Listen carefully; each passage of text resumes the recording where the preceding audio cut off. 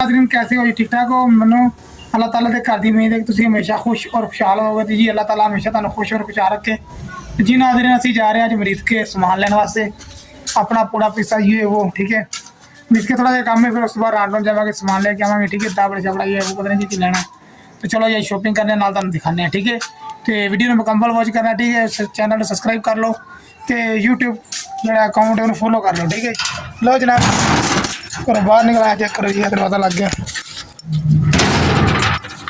देखो मुस्तफर प्लाजा खलोते हैं, मोबाइल का ग्लास पवाना है, मोबाइल का ग्लास पवा लिया ठीक है। बाकी शॉपिंग हुण स्टार्ट है मुस्तफर प्लाजा। देखो जी असीं सदीक पंसार दुकान ते सदीक हकीम ना है जी, थोड़ा समान लेना दुकान से आए हैं।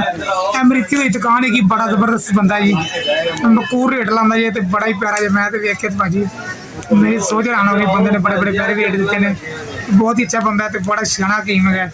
अगर किसी ने रिव्यू करना है तो मरीज के आकर रिव्यू कर सकता है। मैं तो बड़ा बाकी बंदा अच्छा है। बाकी असीं देखो ले लिया ठीक है। तो सौदे बाद ही तांबिया चेक तांबिया लिया जी 1000 रुपये का स्टील का तांबिया। चेक करके दसना महंगा लिया कि सस्ता लिया ठीक है। बाकी जबरदस्त है जी ये भी ठीक है। तो बाकी मजीद भी तुहानूं विखाने जी लोग के नाल वीडियो देखो। समान ले लिया जी रांटों खलोते हैं इस टाइम ठीक है।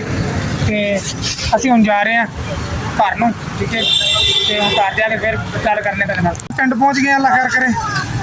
तो रक्षा तुहानूं मोड़ तो ला के चेक करो जी पिछे ठीक है। असीं हुण पिंड जाना चल के पिंड चेक कर लो कितनी दूर है। वो अज मजलिस हो रही है, 24 सफ़र है। चेक करो आवाज़ आएगी तुहानूं स्पीकरां दी ठीक है।